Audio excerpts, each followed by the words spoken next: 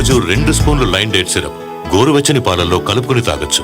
Lion date syrup ప్రతిరోజు 2 స్పూన్లు.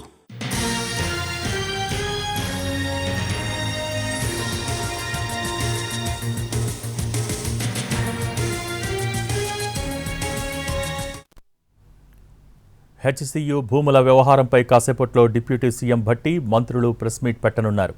భూముల కేటాయింపు వివాదంపై ఇప్పటికే ప్రజా సంఘాలతో భట్టి భేటీ అయ్యారు. ప్రభుత్వం తరపున వివరాలిచ్చారు. అంతకుముందు హెచ్సియు భూములపై సీఎం రేవంత్ రెడ్డి రివ్యూ నిర్వహించారు.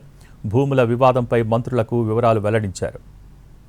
హెచ్సియు భూముల వ్యవహారంపై కాసేపట్లో డిప్యూటీ సీఎం భట్టి మంత్రులు ప్రెస్ మీట్ పెట్టనున్నారు. భూముల కేటాయింపు వివాదంపై ఇప్పటికే ప్రజా సంఘాలతో భట్టి భేటీ అయ్యారు. దీనికి సంబంధించి మోర్ అప్డేట్స్ మా ప్రతినిధి చారి లైవ్ ద్వారా అందిస్తారు. చారి, ఓవర్ టు యు.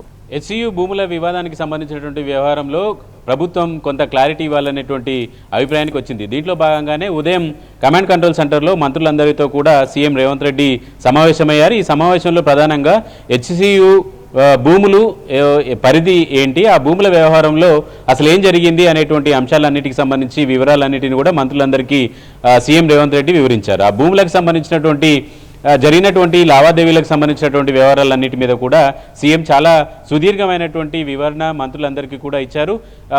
ప్రతిపక్షాల నుంచి వచ్చేటువంటి విమర్శలు కావచ్చు, జరుగుతున్నటువంటి ప్రచారాన్ని తిప్పికొట్టాలనేటువంటి ఆలోచనతో ప్రభుత్వం ఉంది. అందులో భాగంగానే మంత్రులందరికీ దిశానిర్దేశం చేశారు సీఎం రేవంత్ రెడ్డి. అయితే ఆ సమావేశం తర్వాత మొదటగా ఈ హెచ్సియు భూముల వ్యవహారానికి సంబంధించినటువంటి అంశంలో ప్రొఫెసర్ హరగోపాల్తో పాటు మరికొన్ని సంఘాలకు సంబంధించినటువంటి ప్రతినిధులంతా కూడా ఈ అంశాన్ని కొంత తెర మీదకి తీసుకొచ్చినటువంటి నేపథ్యంలో అసలు ఈ సమస్య తెర మీదకి తెచ్చినటువంటి వాళ్ళందరినీ కూడా పిలిచి అసలు హెచ్సియు భూములు ఏంటి, ఆ భూములకు సంబంధించినటువంటి డాక్యుమెంట్స్ ఏంటి, గతంలో ఏం జరిగింది, క్రయ విక్రయాలు ఏం జరిగినాయి, భూమి బదిలీకి సంబంధించి ఏం జరిగింది అనేటువంటి అంశాలన్నింటినీ కూడా వివరించాలని ప్రభుత్వం నిర్ణయించింది. దాంట్లో భాగంగానే సీఎం రేవంత్ రెడ్డి ఆదేశాల మేరకు డిప్యూటీ సీఎం భట్టి విక్రమార్క, మంత్రి పొంగులేటి శ్రీనివాసరెడ్డి, శ్రీధర్ బాబు ఈ ముగ్గురు కూడా ప్రొఫెసర్ హరగోపాల్తో పాటు అక్కడ పనిచేసినటువంటి కొంతమంది ప్రొఫెసర్లు, విద్యార్థి సంఘాలకు సంబంధించినటువంటి వాళ్ళందరినీ కూడా సమావేశానికి పిలిచారు. ప్రస్తుతం డిప్యూటీ సీఎం భట్టి విక్రమార్క ఛాంబర్లో 2 గంటలుగా ఈ సమావేశం కొనసాగుతుంది. అయితే ఈ భూముల విషయానికి సంబంధించి కొంత వచ్చినటువంటి వాళ్ళందరికీ కూడా వివరణ ఇవ్వాలనేటువంటి ఆలోచనతో ప్రభుత్వం ఉంది. దాంట్లో భాగంగానే హెచ్సియు గతంలో 2004లోనే హెచ్సియుకి సంబంధించినటువంటి రిజిస్ట్రారు ప్రభుత్వానికి 538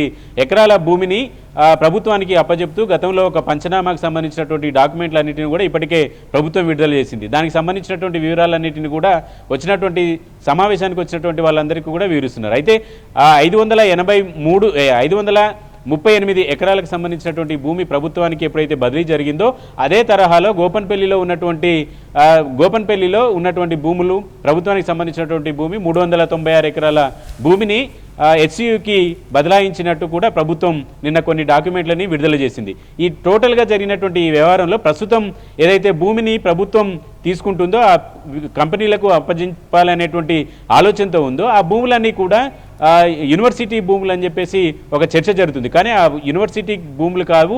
2004లోనే ఆ భూములన్నింటినీ కూడా అప్పటి రిజిస్ట్రారు తెలంగాణ అప్పటి ప్రభుత్వానికి రాసిచ్చారు కాబట్టి బదలాయించారు కాబట్టి ఆ బదలాయించినటువంటి క్రమంలోనే గోపన్పల్లిలో ల్యాండ్ ఇచ్చాము.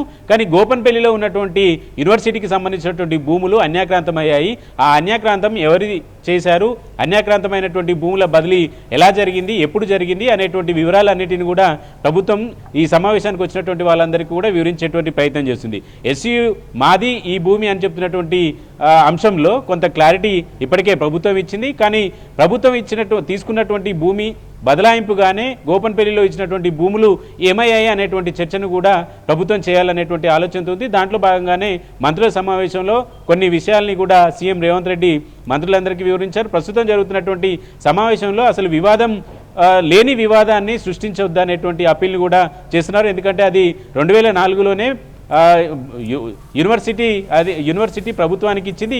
ఈ భూమికి సంబంధించినటువంటి వ్యవహారం సుప్రీంకోర్టులో కూడా కేసు దాకా వెళ్ళింది. ఆ కేసులో కూడా ప్రభుత్వం వాదన వినిపించి ఆ భూమి ప్రభుత్వానికి అనేటువంటి తీర్పు కూడా వచ్చినటువంటి నేపథ్యంలో ప్రస్తుతం దాన్ని మళ్ళీ వివాదాలకు ఉద్దేశపూర్వకంగానే చేయాలనేటువంటి ఆలోచన రాజకీయ పార్టీలు చేస్తున్నాయనేటువంటి అభిప్రాయంతో ప్రభుత్వం ఉంది. ఈ క్రమంలోనే అసలు ఏం జరిగింది, ఆ భూముల క్రయ విక్రయాలు కావచ్చు, భూమి బదిలీలకు సంబంధించినటువంటి వివరాలన్నింటినీ కూడా ప్రజల ముందు పెట్టాలనేటువంటి ఆలోచనతో ప్రభుత్వం ఉంది. దాంట్లో భాగంగానే ప్రస్తుతం ముందు ఈ అంశాన్ని సమస్యగా చెప్పినటువంటి వాళ్ళందరికీ క్లారిటీ ఇవ్వాలనుకుంటుంది.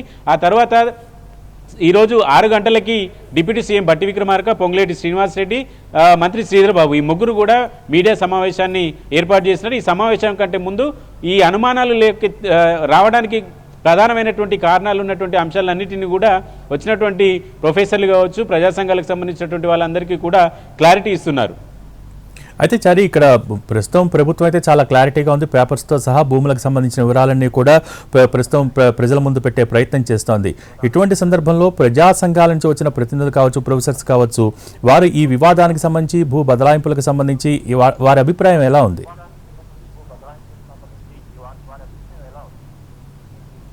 ప్రభుత్వం చెప్తున్నటువంటి అభిప్రాయాలతో పాటు కొన్ని సంఘాలకు సంబంధించిన వాళ్ళు ఏకీభవిస్తున్నప్పటికీ కూడా యూనివర్సిటీకి ఇచ్చినటువంటి భూములు అన్యాక్రాంతమైనటువంటి నేపథ్యంలో వాటిని పరిరక్షించాల్సినటువంటి బాధ్యత కూడా ప్రభుత్వాన్ని, కాబట్టి వాటి మీద ఎలాంటి చర్యలు తీసుకుంటారు అనేటువంటి అంశాలతో పాటు ఇప్పుడు ప్రస్తుతం అనేక రకాల అంశాలు విద్యార్థులు కావచ్చు, విద్యార్థి సంఘాల నుంచి వచ్చినటువంటి అంశాలన్నిటి మీద కూడా ప్రభుత్వం ముందు ఉంచుతున్నారు. వీటి మీద ప్రభుత్వం తరపున డిప్యూటీ సీఎం భట్టి విక్రమార్క, మంత్రి పొంగులేటి శ్రీనివాసరెడ్డి, శ్రీధర్ బాబు ముగ్గురు కూడా క్లారిటీ ఇచ్చేటువంటి ప్రయత్నం చేసి నచ్చజెప్పేటువంటి ప్రయత్నం అయితే జరుగుతుంది. ప్రభుత్వానికి సంబంధించినటువంటి భూమి అనేటువంటి ఏదైతే ప్రభుత్వం చెప్తుందో దానికి సంబంధించినటువంటి ఆధారాలన్నీ కూడా వచ్చినటువంటి సభ్యుల ముందు ప్రభుత్వం ఉంచింది. దానికి సంబంధించి మరిన్ని వివరాలు ఇచ్చేటువంటి ప్రయత్నంలో ప్రభుత్వం ఉంది. దానికి సంబంధించి ఇంకా సమావేశం కొనసాగుతుంది కాబట్టి మరి కాసేపట్లో ఈ సమావేశం ముగిసిన తర్వాత మంత్రులే పూర్తి స్థాయిలో క్లారిటీ ఇవ్వాలనేటువంటి ఆలోచనతో ఉన్నారు. Okay, thank you Chari.